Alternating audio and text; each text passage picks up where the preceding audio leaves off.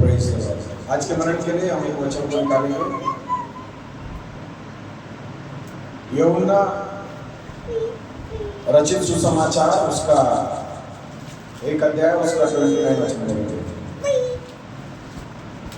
दूसरे दिन उसने यीशु को अपनी ओर आते देखकर कहा, देखो यह परमेश्वर का मेमना है जो जगत का पाप उठा ले जाता है।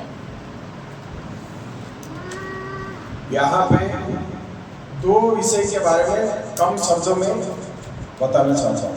यहाँ पर लिखा है परमेश्वर का मेमना, देखो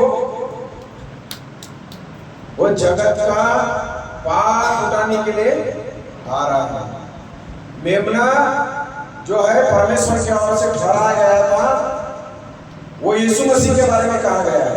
और ये जो मेमना है मानव जाति के हर एक पापी अवस्था में पड़े हुए लोगों को बचाने के लिए, हर एक लोगों को छुटकारा देने के लिए, हर एक लोगों को पाप से छुटकारा देने के लिए, पाप से बचाने के लिए, पाप से निकालने के लिए, वो उद्धार कराने के लिए आया। इसलिए वहां पर बोला यूहन्ना ने, और वहां पर वचन में बोला है 1:29 में कि देखो ये कौन है, ये परमेश्वर का मेमना है, जगत का पाप उठा लिया जाता है। ये हमारा पाप, आपका पाप, मनुष्य का पाप, सारे दुनिया में जितने भी लोग हैं जिन्होंने प्रभु के बारे में जाना और जिन्होंने सुना, वो सब के लिए, और जो नहीं जानते उनके लिए, और जो जानते हैं उनके लिए भी। ये कौन है? ये परमेश्वर का मेमना होकर आया, पाप से छुटकारा देने के लिए मसीह आया। हालेलुया। जो इस संसार में समय का पूरा होने और इस संसार के लोगों के लिए समय जैसा पूरा हुआ वैसा प्रभु आया। उसको मेमना कहा, उसको उद्धार करता हुआ कहा, उसको चंगाई देने वाला कहा है, उसको हमारे साथ में रहने वाला कहा है। वो हमारे पापों को क्षमा करने वाला परमेश्वर है। और वचन में लिखा हुआ है प्रकाशित वाक्य में, वो पढ़ेंगे 13 अध्याय उसका 8 वचन निकालेंगे। पढ़ो प्रभु, प्रकाशित वाक्य 13 का 8।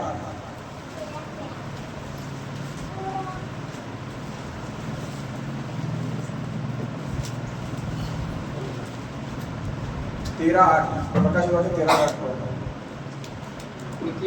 पृथ्वी के वे सब रहने वाले जिनके नाम उस मेमने के जीवन की पुस्तक में लिखे नहीं गए, जो जगत की उत्पत्ति के समय से घात हुआ है, उस पशु की पूजा करेंगे। हालेलुया। जिनके नाम उस मेमने के जीवन की किताब में नहीं लिखे गए हैं, उन लोग क्या करेंगे?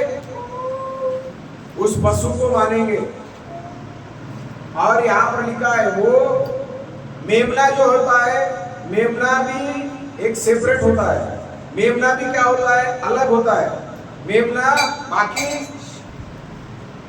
प्राणी के जैसा नहीं होता है, अशुद्ध नहीं होना है, उसमें कोई पाप नहीं होना है, उसमें कोई भी क्या नहीं होना है? गंदगी नहीं होना है। यीशु मसीह के अंदर में कोई पाप नहीं है, कोई गंदगी नहीं है, उसके अंदर में कोई भी अशुद्धता नहीं है, कोई भी उसके अंदर में कलंक नहीं है, उसके अंदर में कोई भी संसार की बुराई यीशु के अंदर में नहीं है।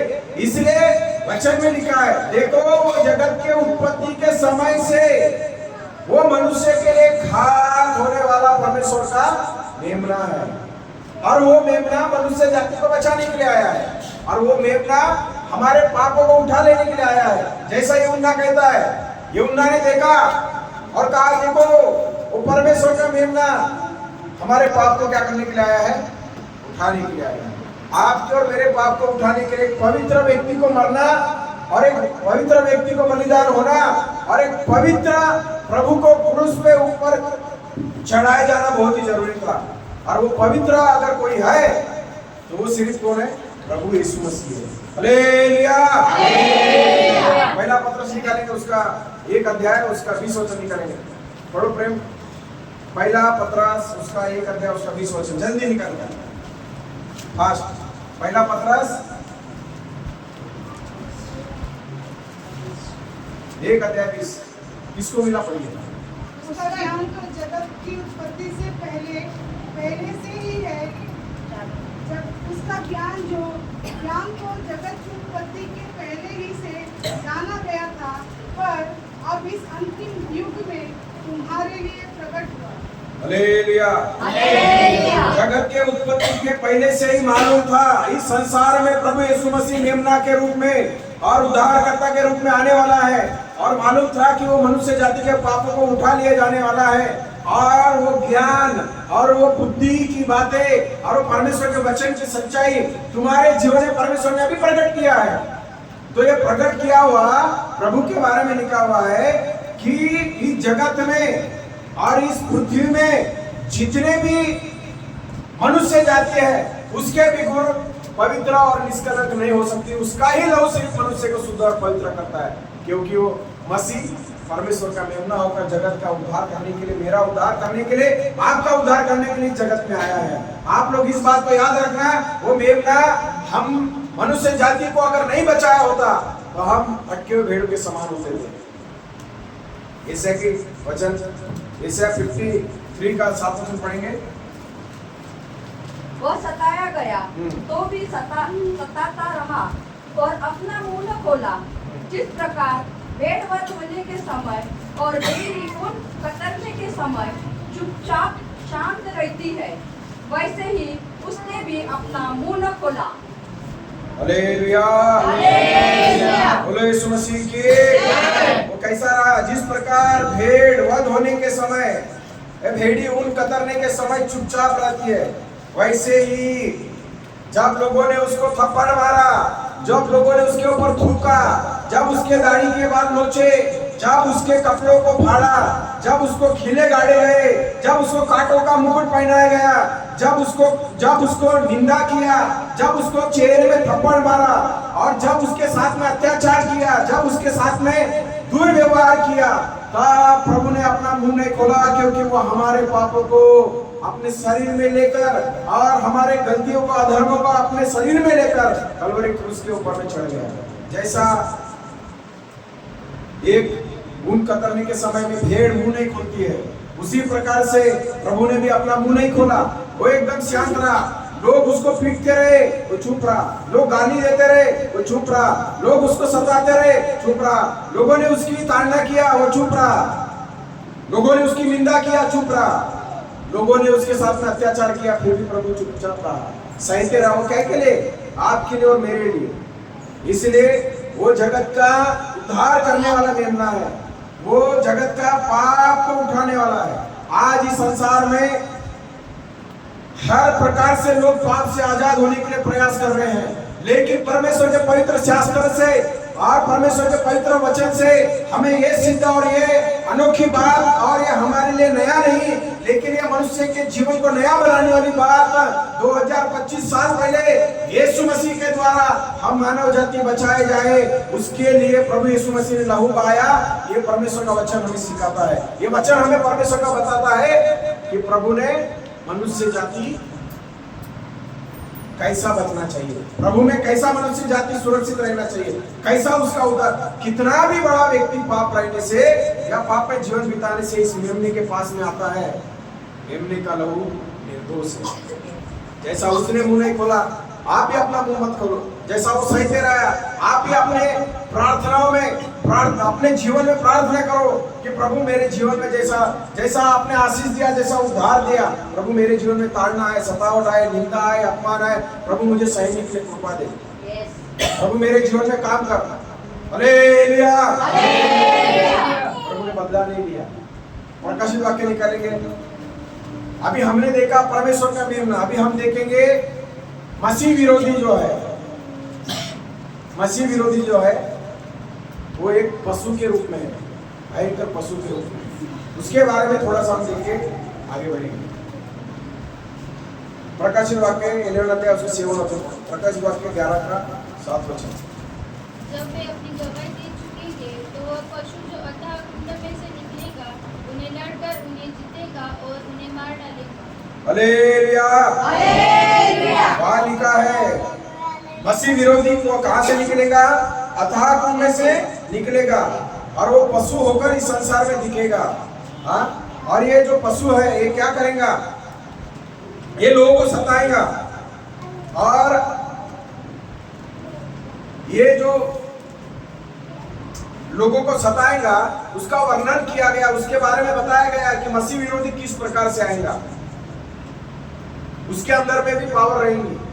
उस समय में वो कहेगा मैं हिच मसीह आऊं।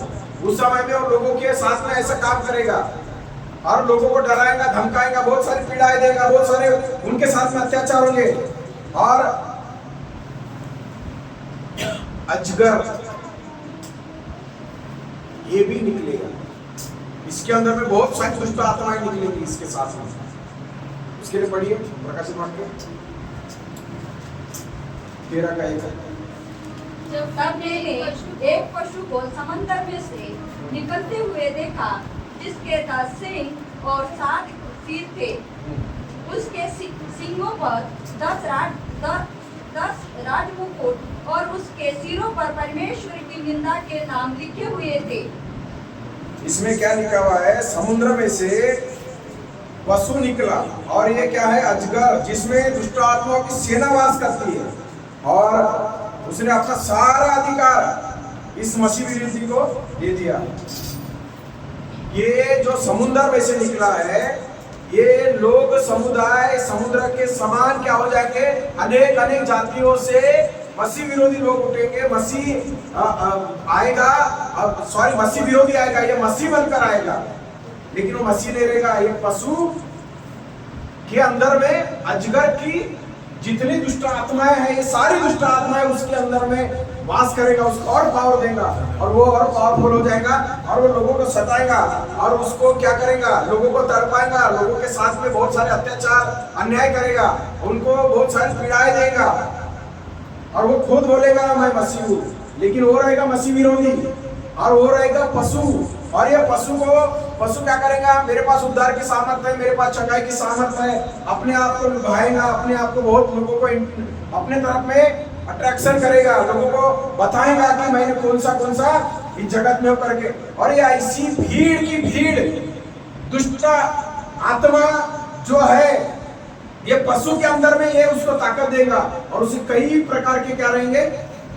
शक्तियां रहेंगी, और उसको कई प्रकार के नाम दिए गए। पढ़िए 1 और 2 वचन पढ़िए उसका। तब मैंने 13 अध्याय का 1 और 2 वचन। तब मैंने एक पशु को समुद्र में से निकलते हुए देखा, जिसके 10 सींग और 7 सिर थे। उसके सींगों पर 10 राजमुकुट और उसके सिरों पर परमेश्वर की निंदा के नाम लिखे हुए थे। जो पशु मैंने देखा वो चीते के समान था, और उसके पांव भालू के से और मुंह सिंह का सा था। उस अजगर ने अपनी सामर्थ और अपना सिंहासन और बड़ा अधिकार उसे दे दिया। मैंने उसके सिरों में से एक पर ऐसा भारी घाव लगा देखा, मानो वह मरे पर है। फिर उसका प्राणघात घाव अच्छा हो गया, और सारी पृथ्वी के लोग उस पशु के पीछे पीछे अचंभा करते हुए चलते चले। यहाँ पर क्या लिखा हुआ है? मसीह विरोधी को क्या कर दिया है? इस पशु के और मसीह विरोधी के कुछ बातें या प्रकाशित वाक्य में हम पढ़ते हैं। वे क्या करेंगे? सारी पृथ्वी के लोग उस पशु के पीछे पीछे चलेंगे, मसीह विरोधी के पीछे में चलेंगे, और उसको भालू के समान, चीते के समान, और उसको कई प्रकार के जानवरों के नामों से उसको क्या किया गया है? मसीह विरोधी को बोला गया है। और ये मसीह विरोधी उस समय में लोगों को घात करेगा, लोगों के साथ में बहुत अत्याचार करेगा, और कई सारे जो समुद्र के समान है मसीह विरोधी लोग उठ खड़े होकर, शक्तियां उठ खड़ी होकर, ये अजगर की सामर्थ, पशु की सामर्थ, ये मसीह विरोधी के अंदर में काम करके लोगों के जीवन को बर्बाद कर देंगी। इसलिए वो समय और वो काल आने के पहले कलीसिया इस बात को याद रखना, इस बात को समझ जाना, इस बात को आप लोग अपने अंदर में डाल देना है कि मेमने के पीछे जाना है। क्या ये जो मसीह विरोधी आने वाला है, या जो मसीह विरोधी ये पशु जो आने वाला है, और जो सामर्थ्य मसीह विरोधी के अंदर में रहेंगी, उसकी अताहत, उनकी जो शैतान की ताकत रहेंगी, उसके अंदर में चलना है, या हमारा प्रभु जो मेमना है परमेश्वर का, उसके पीछे में आपको चलना है? वो डिसीजन आपको लेना है, वो निर्णय आपको लेना है, क्योंकि ऐसे दिन, ऐसे हालात, ऐसे समय आने वाला है जो ये अपने आप को मसीह का ही नाम देगा, लेकिन वो मसीह विरोधी रहेगा, और उसके अंदर में अतः उनसे दुष्ट आत्माएं और कई प्रकार की पशुओं के नाम लेके, चीते का, भालू का और बहुत सारे चीजों का ऐसा नाम लेके कि उनके जो क्रियाएं रहती, उसके काम जो रहते हैं, वैसा ही ये लोगों को फाड़ खाएगा, वैसा ही लोगों के साथ में अत्याचार करेगा। हालेलुया। इसलिए हमें आज निर्णय लेकर पीछे चलना है कि हम परमेश्वर का जो मेमना, जो यीशु मसीह है, वो मेमने के पीछे हमको चलना है, ना ही ये मसीह विरोधी के अंदर में आना है। मसीह विरोधी के अंदर में जो जाएगा, उसकी लाइफ और उसकी जिंदगी उस समय में खत्म हो जाएंगी जिस समय में हम लोग मसीह को मानना बंद करेंगे और मसीह को ठुकराएंगे। उनकी हालत मसीह विरोधी के और उस मसीह के, पशु के और वो झूठा एंटी क्राइस्ट के अंदर में चली जाएंगी।